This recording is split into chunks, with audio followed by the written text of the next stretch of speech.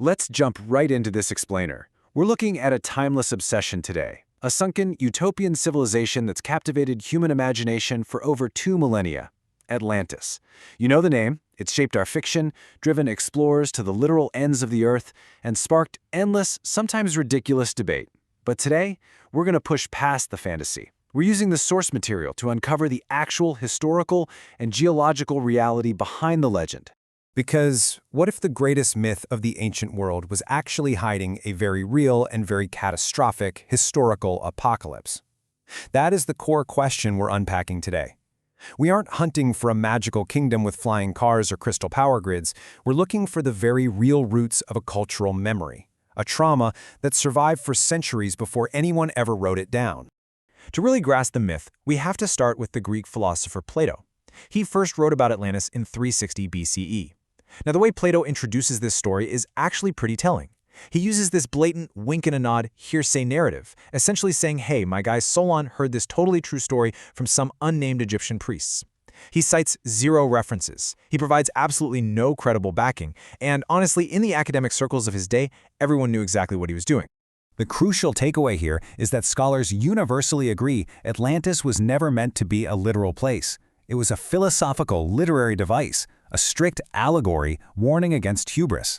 In Plato's version, the Atlanteans get corrupt and aggressive, so the gods punish them by sinking their island with earthquakes and floods in a single day. And who were the heroes of his story? The ancient Athenians, of course, representing the perfect, virtuous city. Go figure, right? The specific details Plato gives also completely shatter any historical credibility. He claimed Atlantis existed 9,000 years before his time. To put that into perspective, that absurdly places his supposedly highly advanced civilization squarely in the Stone Age. We're talking thousands of years before the invention of agriculture, and way, way before the city of Athens, which Atlantis supposedly went to war with, even existed. So, for most of history, people understood it was just a fable. The idea that Atlantis was a real physical archaeological site didn't actually gain traction until around 1882. That's when a writer named Ignatius Donnelly sparked a massive pseudoscientific revival. He published a book claiming Atlantis was the origin point for all major Egyptian and Mesoamerican cultures. This concept, called hyper-diffusionism, was wildly popular with the public, but completely rejected by mainstream archaeology. Yet, it essentially birthed the modern Atlantis myth we're stuck with today. Ever since then, people have been scouring the globe. Take modern theorists, for example. They desperately try to link Atlantis to the Rishat structure. You might know it as the Eye of the Sahara in Mauritania. They claim salt deposits there prove it was at sea level, but in the exact same breath, they argue the surrounding sand proves a massive tsunami hit it. Wait, think about that for a second. If it was already underwater, a tsunami couldn't exactly sweep dry sand across the land. It's two mutually exclusive claims. Plus, scientifically speaking, the Rishat structure is just a geological magma dome. It's not a sunken city. You'll also hear claims that the ancient historian Herodotus wrote about a place called Atlantis. Well, those claims are flatly false. He was describing a specific tribe of people in North Africa living near Mount Atlas. They have absolutely nothing to do with Plato's fictional island, an island, by the way, that Plato explicitly stated was larger than Libya and Asia combined. But let's pivot away from the pseudoscience for a minute. Because while Plato's specific laser-wielding continent is pure fiction, modern geology proves that massive submerged landmasses absolutely do exist. Just recently, scientists confirmed the boundaries of Zealandia, a nearly 2 million square mile submerged continent in the South Pacific. And much closer to Plato's home, the Mediterranean has its own incredibly rich, scientifically documented history of violent, civilization-ending cataclysms. Which brings us to part one of our analysis, the Minoans and the eruption of Thera. Leaving the realm of philosophy behind, let's travel over to the island of Crete, roughly 5,000 years ago. Long before the mainland Greeks rose to power, the Minoans were Europe's very first great civilization, and they were incredibly advanced, and frankly, a bit enigmatic. They were the first Europeans to use a written language, Linear A. They built extensive paved roads, they worshipped snake priestesses, and we found evidence of mysterious human sacrifices that actually link their origins back to ancient Iran, not Europe.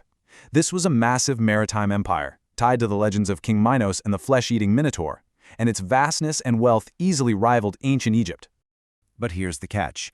They lived on one of the most dangerous fault lines on the entire planet. Around 1600 BC, the neighboring volcanic island of Thera, which we call Santorini today, blew its top. And this wasn't just your run-of-the-mill volcanic eruption, it was one of the absolute largest blasts in human history. We're talking an estimated 10 million tons of ash, gas, and rocks shot up to 25 miles right into the atmosphere. And this right here perfectly illustrates the stark difference between a philosophical myth and hard, undeniable reality. With Plato's Atlantis, we haven't found a single shard of pottery, a single ruined wall, or a single artifact, nothing. But the Minoans? The shores of Crete are covered in a chaotic, entirely verifiable geological layer of utter destruction straight from that Santorini eruption. Let's look directly at that geological evidence. Soil scientists were examining the eroded coastline near the ancient town of Palacastro, and they found something incredible. They uncovered microscopic ocean-dwelling organisms, chunks of volcanic pumice straight from Thera, and shattered cattle bones, all violently mashed together in the soil. And those bones? Carbon dated perfectly to 1600 BC. Now, the only way ocean floor microorganisms end up scattered across dry land right alongside volcanic rock is if an absolutely apocalyptic tsunami washed over the Minoan Empire. But the historical timeline is where things get truly fascinating. See, the tsunami didn't just instantly wipe them off the map. Instead, archaeologists found clear evidence of deliberate human destruction from decades later. For example, there's a beautifully crafted ivory, gold, and serpentinite Minoan statue discovered in an archaeological layer dating about 100 years after the tsunami, and it had been violently, almost ritualistically vandalized. So who actually finished them off? Well, if we look at cemeteries near Chania and Knossos, bodies from this era of unrest were discovered. But the weapons buried with them? They weren't Minoan. They perfectly matched the weapons of mainland Peloponnese Greeks. This paints a pretty grim historical reality. Opportunistic invaders slashed and burned their way through Crete, easily overwhelming a society that had been critically crippled by a natural disaster a century earlier. This timeline lays out the domino effect of their fall perfectly. Step 1. The Minoans reach the absolute height of their maritime power. Step 2. The 1600 BC Santorini eruption violently rocks the Mediterranean. Step 3. A catastrophic tsunami destroys their coastal infrastructure. And finally, Step 4. Mainland Greeks invade, conquering the survivors and effectively wiping the Minoan Empire from the active pages of history. Now, let's connect the dots. This epic, real-world collapse happened roughly 1400 years before Plato was even born. You have a massive, wealthy, seafaring civilization devastated by earthquakes and a giant wave, only to be ultimately erased by the ancestors of the Greeks. Over 1400 years of oral history and storytelling, sure, the specific details blur, but the cultural memory, that remains intact. The memory of a great maritime civilization swallowed by the sea and destroyed by the gods. It's the perfect kernel of truth. While Plato's Atlantis itself will forever remain an allegorical fiction, the historical reality is astonishing. The true story of the Minoans, their brilliant rise to power, the catastrophic tsunami that crippled them, and their violent erasure by the Greeks is vastly more fascinating than any made-up utopia could ever be. I really hope this explainer has shifted your perspective on how we view these ancient legends, and it leaves us with one thrilling final thought to ponder as we look back at the ancient world.